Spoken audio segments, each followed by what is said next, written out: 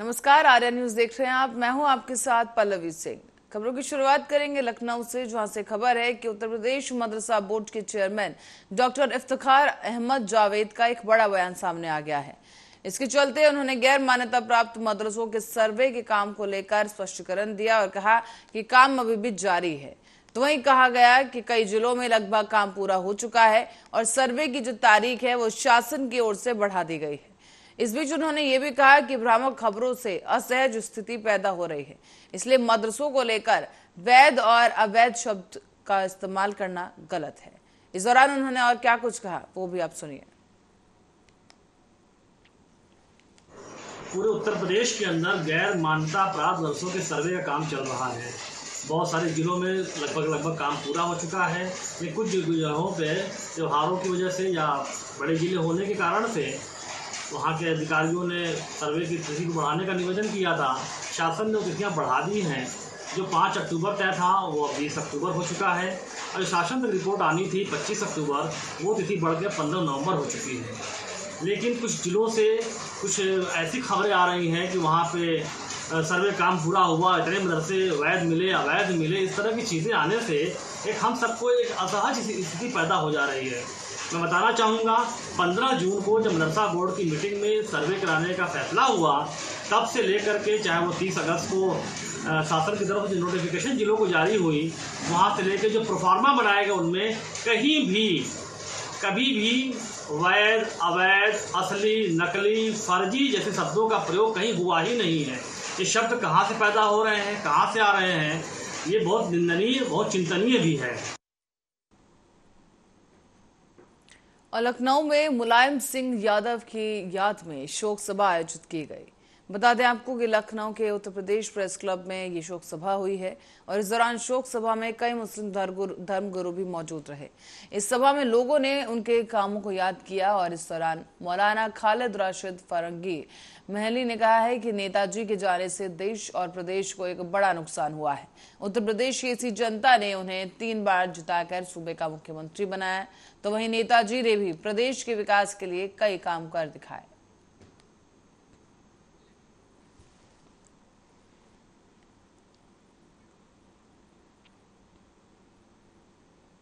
और श्री भायंदर पश्चिम jewellers association ने चोरी के सामान को लेने या बेचने के आरोप में और हॉल मार्किंग के लिए पर्याप्त सुविधाएं प्रदान किए बिना जीएसटी धारा 411 के अत्यधिक दुरुपयोग के माध्यम से ज्वेलर्स को परेशान करने का आरोप लगा दिया है।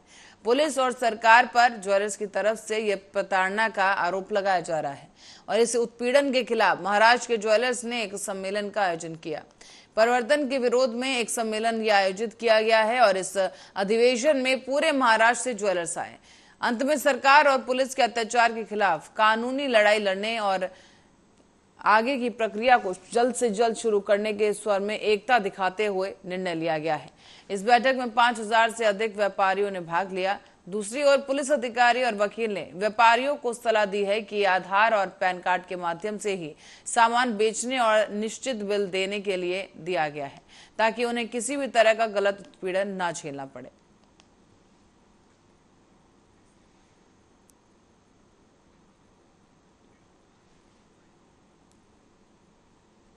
खबर अब हमीरपुर से है, जो आपको बता दें कि हमीरपुर की राट कोतवाली पुलिस का एक बड़ा कारनामा सामने आया।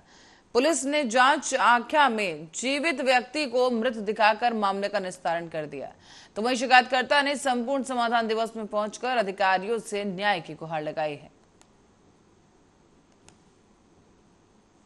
सीओ साहब के यहाँ हमने वैसे तो प्लाट हमारे पास बना बिकवाया था, तो इनने शिकायत कर रहे जी, और शिकायत करने के बाद जो तो हम रजिस्ट्री कर दी। अब उनसे क्या हम लड़ाई लेंगे। रजिस्ट्री करने के बाद सब जी उल्टे सीधो काम कर रहे। हमें लग रहा कि इन्हीं की शिकायत करिए, मतलब करिए इनने।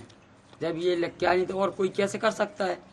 पुलिस ने उसमें लिखा है कि आपके बब्बा की मृत्यु हो चुकी है। हाँ, तो आपके बब्बा जिंदा हैं या मर गए हैं? जिंदा है, जिन्हीं बैठे हमारे बगल पे। क्या नाम है? घनैया।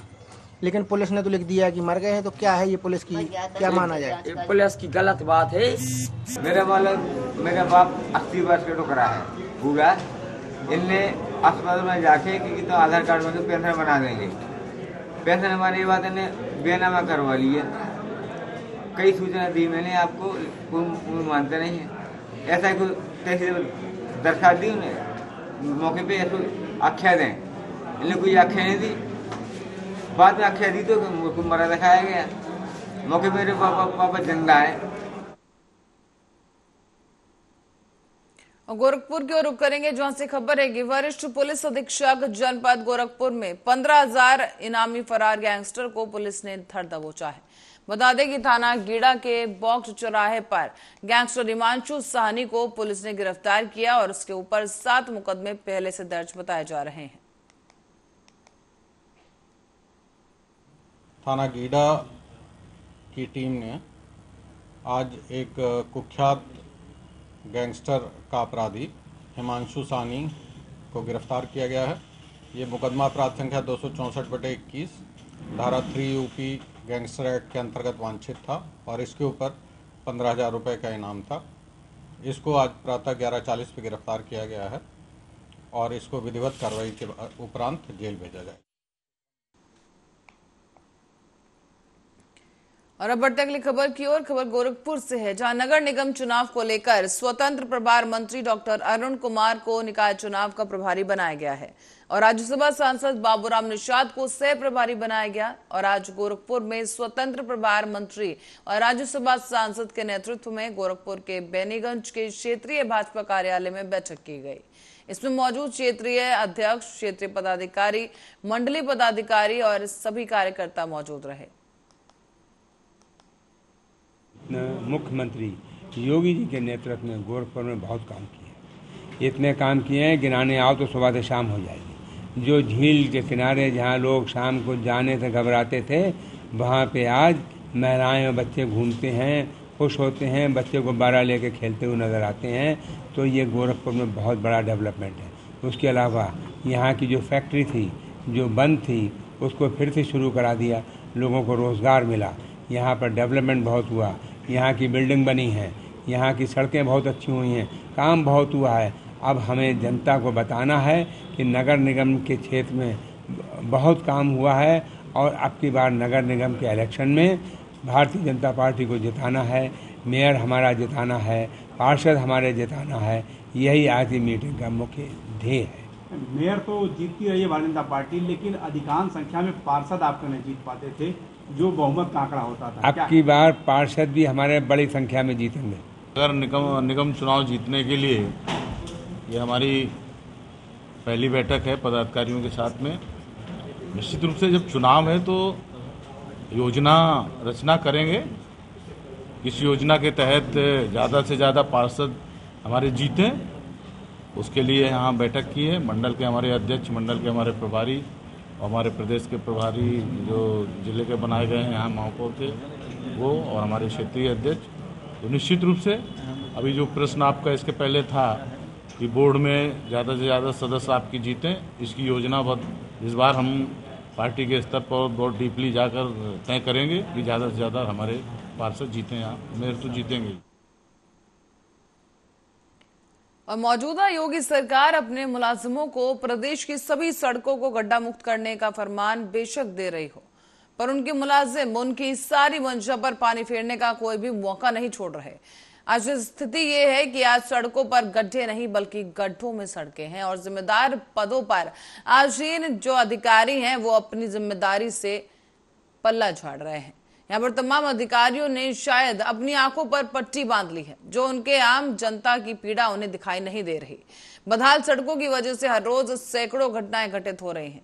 इसी विषय में अब प्रिंट मीडिया के साथ साथ इलेक्ट्रॉनिक मीडिया समय समय जिम्मेदारों को अवगत कराती रही है, पर बेपरवाह जिम्मेदार कुंभकर्ण की नींद सोते रहे और अब तंग आकर इलेक्ट्रॉनिक मीडिया के पत्रकार विनय मिश्रा की अगुवाई में पत्रकारों ने रुदौली तहसील के 1 दिवसीय सांकेतिक धरना प्रदर्शन कर गहरी नींद में सोए अधिकारियों को जगाने का काम किया।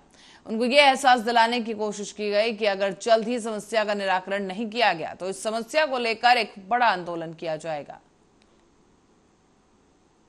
प्रदर्शन था वो जो है रुदौली विधानसभा की जो 33 सड़कें हैं, संपर्क मार्ग है और प्रमुख मार्ग है, रुदौली से उमापुर मार्ग है और रुदौली से अमानीगंज मार्ग है और नयगंज से अहियार मार्ग है। इसी तरीके जो है 33 सड़कें हैं जो काफी बदहाल सड़कें हैं। उस सड़कों को जो है हम लोगों ने जो प्रमुखता से दिखाया भी, अपने टीवी चैनल में भी दिखाया कि ये समस्या दूर होनी चाहिए। लेकिन ये समस्या जो है दूर अभी तक की नहीं हुई, जबकि इसकी जो है मामले की शिकायत जो है मुख्यमंत्री तक की भी की गई है और डिप्टी सीएम से भी की गई है। अब ये देखने वाला होगा कि ये जो बदहाल रोडें हैं ये कब सही होती हैं। और प्रशासन को ये भी चेताना चाहता हूँ कि अगर ये तो आज का जो धरना था वो एक सांकेतिक रूप में था और यहाँ पे जो 100 आदमियों की भीड़ देखी गई वो 100 नहीं, जो नेक्स्ट होगा 25 दिसंबर को वो दसियों हजार की भीड़ होगी, क्योंकि ये एक आंदोलन होगा। वजह यह है कि जो आम जनता चल रही है वो काफी त्रस्त है और किसी भी मार्ग पे चले जाइए सभी मार्ग टूटी पड़ी हैं और उस दिक्कत उस समय ज्यादा खड़ी होती है जब घर में कोई मरीज बीमार होता है। सबसे पहली चीज तो ये है कि बहुत शर्म की बात है कि इतिहास के पन्नों में पहली बार देखा जाएगा और पढ़ा जाएगा कि उत्तर प्रदेश के विकास के लिए यहाँ के पत्रकार धरना प्रदर्शन कर रहे हैं। बहुत शर्म की बात है। और दूसरी चीज ये है कि जिस तरीके से एसडीएम साहब ने ज्ञापन लिया, जरूर ज्ञापन लिया, लेकिन अगर यही चीज जिस तरीके से पत्रकार धरने बैठे थे अगर पहले ले लिया जाता तो शायद वो अपने आप में अपमान महसूस न करते। मैं इस चीज को स्पष्ट कर दूं, और इससे पहले भी जो हमारे वरिष्ठ सहयोगी हैं विनय कुमार मिश्रा जी, ये इस चीज को लेकर लगातार अपनी बातों को उठा रहे हैं, सरकार तक की बातों को उठा रहे हैं। मुख्यमंत्री महोदय को इस चीज के बारे में अवगत कराया कि यहाँ की जो सड़कें हैं वो रोड में गड्ढे में रोड है। और जो सबसे बड़ी जो दिक्कतें होती हैं वो स्कूल के जो स्टूडेंट हैं, जो छात्र हैं, छात्राएं, छोटे छोटे बच्चे हैं, उनके लिए काफी दिक्कतें होती हैं और ये खतरे होते हैं कि कहीं गाड़ी पलट न जाए। तीसरी चीज आपको बता दें कि इससे पहले भी दशहरा गुजरा है, ये कंडीशन थी सड़कों की कि अगर जरा से भी अगर मूर्ति विसर्जन में डिसबैलेंस अगर गाड़ियां होती तो शायद किसी बड़े हादसे में ये चीज तब्दील हो जाती और इस चीज को लेकर काफी परेशानी होती। आज जो सांकेतिक धरना वरिष्ठ पत्रकार विनय मिश्रा जी के द्वारा दिया गया है, जैसा कि हमने पहले भी कहा है, आवश्यकता आविष्कार की जननी है और आज वो आवश्यकता महसूस हुई। आज बदहाल सड़कों को लेकर के सांकेतिक धरना दिया गया है। यह भी हम कहना चाहते हैं कि अगर निर्धारित समय पर सड़कों का निर्माण नहीं हुआ तो जन आंदोलन के माध्यम से जनता अपनी आवाज बुलंद करेगी और पत्रकार साथी भी इस काम में पीछे नहीं रहेंगे। जैसा कि आप सबको पता है, ये जो सांकेतिक धरना दिया गया है ये आज एक अंगड़ाई है, आगे बहुत लड़ा। आज खबरों से खबर है महाराष्ट्र से, जहां पर कृषि मंत्री अब्दुल सत्तार ने शनिवार को औरंगाबाद का दौरा किया है। इस दौरे के समय उन्होंने बरसात के कारण हुए फसलों के नुकसान का जायजा लिया और साथ ही साथ घोषणा की कि बरसात के कारण जिन किसानों की फसलें बर्बाद हुई हैं उन्हें सरकारी सहायता जरूर दी जाएगी। पावसामुळे जी नुकसान झालेली आहे त्याचे तत्वतः पंचनामे करण्याचे वस्तुनिष्ठ आदेश देण्यात आलेले आहेत। याचे पंचनाम्याचे आकडे एकदा आले तर निश्चित त्याच्याबद्दल मुख्यमंत्री एकनाथरावजी शिंदे साहेब, उपमुख्यमंत्री देवेंद्र फडणवीस साहेब यांच्या समोर हे सर्व आकडे मांडले जाईल आणि सरकार याच्यामध्ये अंतिम निर्णय घेईल। नुकसान हुआ है उसका सारे पंचनामे, एक्चुअल पंचनामे कितना नुकसान हुआ है उसके नुकसान के महाराष्ट्र सरकार के पास कृषि विभाग की तरफ से, महसूल की तरफ से वो पंचनामे किए जाएंगे और उसके बाद में मुख्यमंत्री, उप मुख्यमंत्री महोदय ये जो नुकसान हुआ है इसके लिए पैसे का नियोजन करेंगे और वो घोषणा करेंगे कि किसानों को कितनी राहत देना चाहिए, एनडीआरएफ के नियम से देना चाहिए या उससे भी बढ़ के देना चाहिए। इसका अंतिम निर्णय मुख्यमंत्री, उप मुख्यमंत्री महोदय लेंगे। और अब खबर उत्तर प्रदेश से है, जहां पर गौतम बुद्ध नगर जिले में नोएडा सेक्टर 18 की एक मल्टी लेवल पार्किंग से गिरकर एक व्यक्ति की मौत हो गई है। इस हादसे के बाद मौके पर पहुंचे थाना सेक्टर 20 की पुलिस ने इस मामले में जांच शुरू कर दी है और अभी ये नहीं पता चल सका है कि आखिर यह हत्या है या सुसाइड है या फिर कोई हादसा है। फिलहाल पुलिस पार्किंग में लगे सीसीटीवी कैमरे की फुटेज खंगालकर इस पूरे मामले का खुलासा करने की कोशिश कर रही है। पुलिस ने जांच में पाया है कि देर रात को ये मृतक व्यक्ति जो है मल्टी लेवल पार्किंग में एक वीडियो शूट कर रहा था और अचानक से बैलेंस खोकर नीचे गिर गया। मृतक की अभी तक शनाख्त नहीं हो पाई है। हालांकि उसके पास से जो मोबाइल मिला है उसकी मदद से इस व्यक्ति की शनाख्त करने की कोशिश की जा रही है। पुलिस ने जानकारी भी दी है कि मृतक यूट्यूब चैनल चलाता था और एक वीडियो के सिलसिले में इस मल्टी लेवल पार्किंग में गया था। लगभग 8 से 9 बजे के बीच में एक सूचना पुलिस को प्राप्त हुई थी कि यहाँ पे एक युवक घायल अवस्था में पड़ा है। तत्काल पुलिस पहुंची और उनको अस्पताल ले जाया। जानकारी जो निकल कर आ रही है, ये जो बातचीत हुई है, जो घटनास्थल का मुआयना किया गया है, इसमें एक लड़का लगभग 18 से 20 साल इसमें होगी और ये जो ग्रिल है आप देख रहे हैं पीछे की तरफ, उसको चढ़ करके संभवतः या तो पार करने की कोशिश कर रहा था या कोई वीडियो बना रहा था। उसी दौरान उसका बैलेंस बिगड़ा और वो गिर गया। गिरने के दौरान चूँकि वो ज़मीन पर गिरा, पक्की ज़मीन थी, उसको उसका सिर लड़ा और उसकी जो है। और समाजवादी पार्टी के संस्थापक मुलायम सिंह यादव के अंतिम संस्कार के बाद बेटे अखिलेश यादव ने दूसरी बार ट्वीट किया। सपा प्रमुख ने बेहद ही भावुक करने वाला ये ट्वीट किया है और अखिलेश यादव ने अपने इस ट्वीट में 2 तस्वीरें भी शेयर की। दरअसल अखिलेश यादव ने शनिवार की देर रात को मुलायम सिंह यादव के अंतिम संस्कार के बाद दूसरा ट्वीट किया है। उन्होंने अपने इस ट्वीट में 2 तस्वीरें शेयर की। एक तस्वीर में सपा प्रमुख मुलायम सिंह यादव की चिता की राख इकट्ठी करते हुए वो दिखाई दे रहे हैं और इस तस्वीर में उनके साथ चाचा शिवपाल सिंह यादव और परिवार के कई लोग भी दिखाई दिए। इसके अलावा उन्होंने अपने ट्वीट में इन दोनों तस्वीरों को शेयर करते हुए सैफई लिखा है। तो वहीं दूसरी तस्वीर में सपा प्रमुख अपने पिता की चिता की राख उठाते हुए दिखाई दे रहे हैं। इस तस्वीर में उनके बेटे भी पीछे खड़े हैं, जबकि एक व्यक्ति अखिलेश यादव की उठाई हुई राख को थाली में ले रहा है। इसके अलावा तस्वीर में अखिलेश की चचेरे भाई धर्मेंद्र यादव भी दिखाई दिए और उनके साथ साथ कई और लोग भी इस तस्वीर में मौजूद दिखाई दे रहे हैं।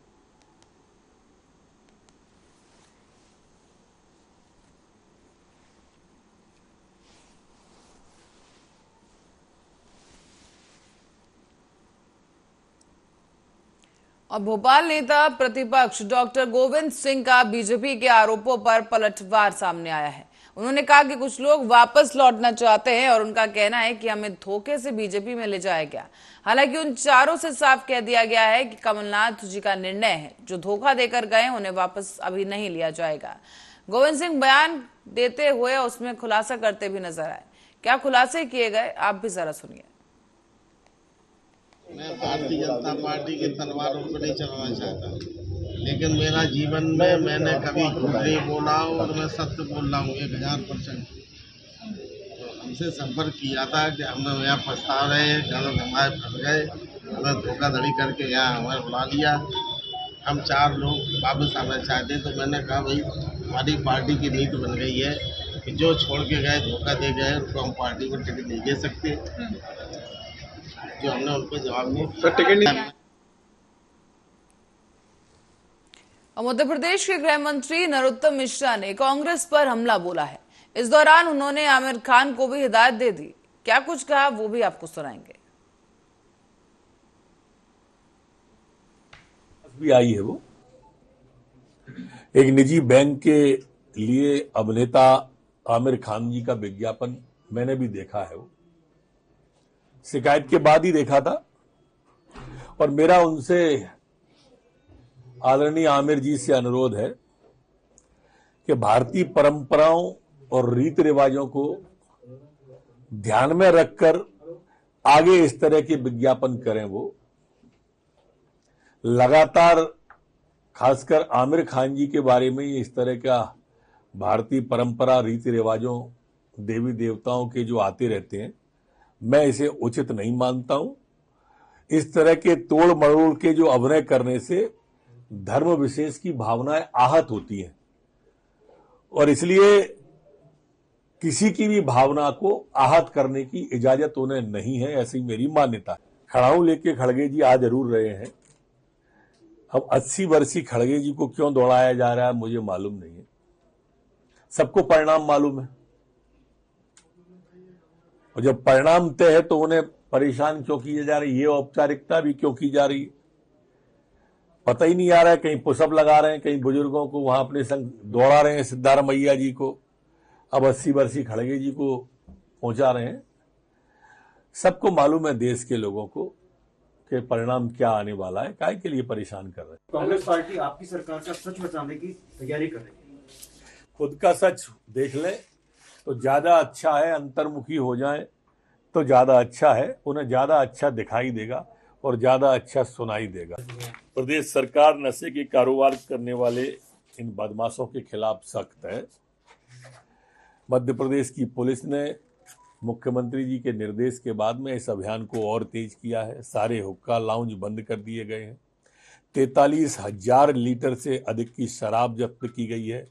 एनडीपीएस एक्ट के तहत 360 प्रकरण दर्ज किए गए हैं और हमारी पुलिस पूरी ताकत शिद्दत से नशे के जो माफिया हैं, नशे का कारोबार करने वाले हैं, उनमें से किसी को भी नहीं छोड़ेगी। हम बहुत जल्दी ये गुटखा जो होते हैं, तंबाकू गुटखा, इनका भी खिलाफ अभियान चलाएंगे।